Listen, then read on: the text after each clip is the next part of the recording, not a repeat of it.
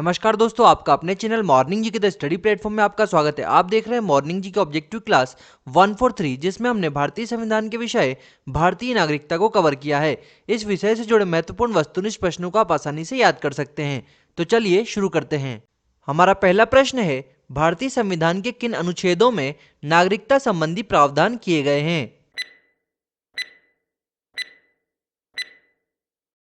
सही आंसर है option B, अनुच्छेद 5 से 11।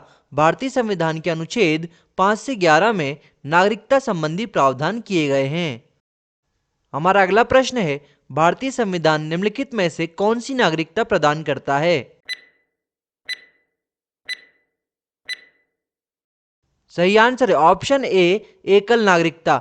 भारतीय संविधान निम्नलिखित में से एकल नागरिकता प्रदान करता है।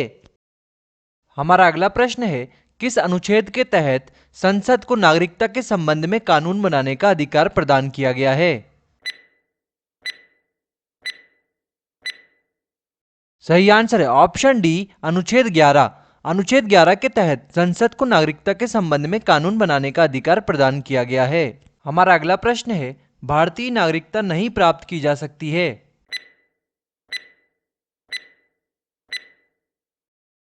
सही आंसर है ऑप्शन डी, भारतीय बैंक में धन जमा करके।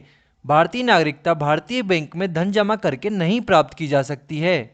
हमारा अगला प्रश्न है, पाकिस्तान से आकर भारत में नागरिकता प्राप्त करने संबंधी प्रावधान का वर्णन निम्नलिखित में से किस अनुच्छेद में वर्णित है?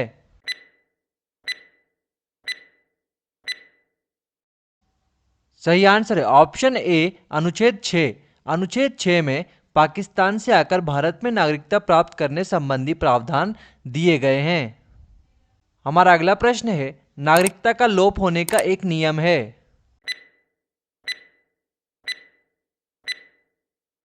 सही आंसर है ऑप्शन बी, देशद्रोह का अपराध सिद्ध होने पर। हमारा अगला प्रश्न है, निम्नलिखित में से कौन सी शर्त भारत की नागरिकता प्राप्त करने के लिए नहीं है?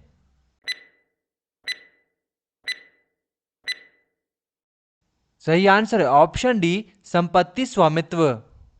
हमारा अगला प्रश्न है, भारत की नागरिकता निम्नलिखित में से किस प्रकार प्राप्त की जा सकती है?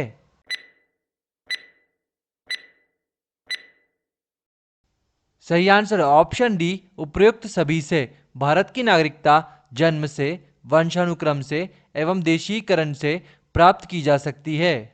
हमारा अगला प्रश्न है, नागरिकता प्राप्त करने व खोने के विषय में विस्तार से चर्चा कहाँ की गई है?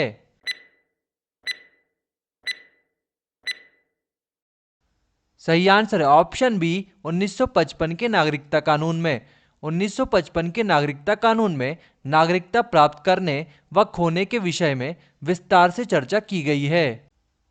हमारा अगला प्रश्न है, नागरिकता संशोधन अधिनियम 1992 के अनुसार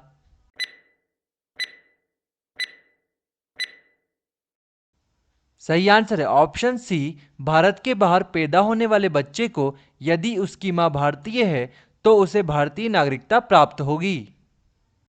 हमारा अगला प्रश्न है, कितने वर्षों तक लगातार बाहर रहने पर भारतीय नागरिकता समाप्त हो जाती है?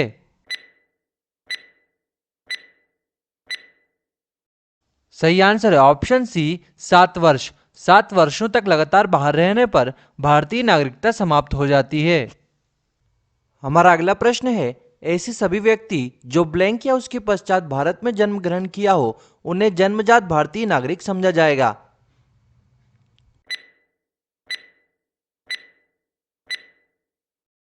सही आंसर है ऑप्शन सी, 26 जनवरी 1950। ऐसे सभी व्यक्ति जो 26 जनवरी 1950 या उसके पश्चात भारत में जन्म ग्रहण किया हो उन्हें जन्मजात भारतीय नागरिक समझा जाएगा। हमारा अगला प्रश्न है, निम्न में से किस स्थिति में किसी भारतीय व्यक्ति की भारतीय नागरिकता समाप्त हो सकती है?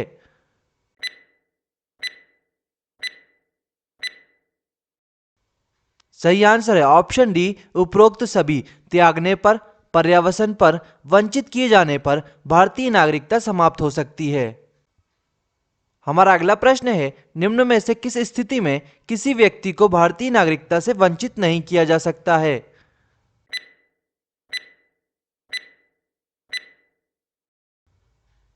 सही आंसर है ऑप्शन डी, उपयुक्त सभी।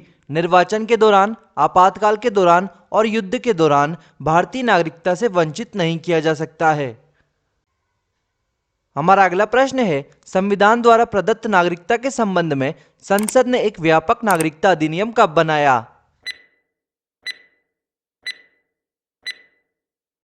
सही आंसर है ऑप्शन सी, 1955। संविधान द्वारा प्रदत्त नागरिकता के संबंध में संसद ने एक व्यापक नागरिकता अधिनियम 1955 में बनाया। हमारा अगला प्रश्न है, भारत में एकल नागरिकता की अवधारणा अपनाई गई है।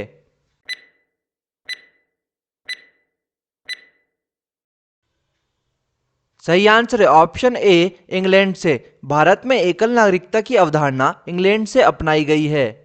हमारा अगला प्रश्न है, भारत में रहने वाला ब्रिटिश नागरिक दावा नहीं कर सकता।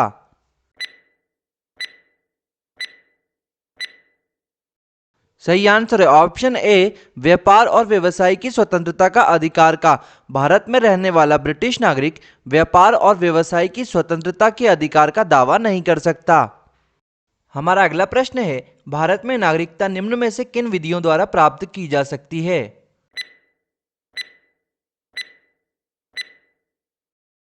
सही आंसर है ऑप्शन डी, उपरोक्त सभी। जन्म से, वंश परंपरा द्वारा या आनुवंशिकता द्वारा, पंजीकरण द्वारा, तीनों ही प्रकार से भारत में नागरिकता प्राप्त की जा सकती है। हमारा अगला प्रश्न है, भारत में नागरिकता प्राप्त करने के लिए शर्तें निर्धारित करने वाला सक्षम निकाय कौन सा है? सही आंसर है ऑप्शन सी, संसद। भारत में नागरिकता प्राप्त करने के लिए शर्तें निर्धारित करने वाला सक्षम निकाय संसद है। हमारा अगला प्रश्न है, एक व्यक्ति नागरिकता के अधिकार कैसे खो सकता है? इसका एक कारण हो सकता है। सही आंसर है ऑप्शन बी, एक व्यक्ति किसी दूसरे देश की नागरिकता ले लेता है। यदि कोई व्यक्ति दूसरे देश की नागरिकता ले लेता है तो भारत की नागरिकता स्वतः ही समाप्त हो जाएगी, क्योंकि भारत में एकल नागरिकता का प्रावधान है।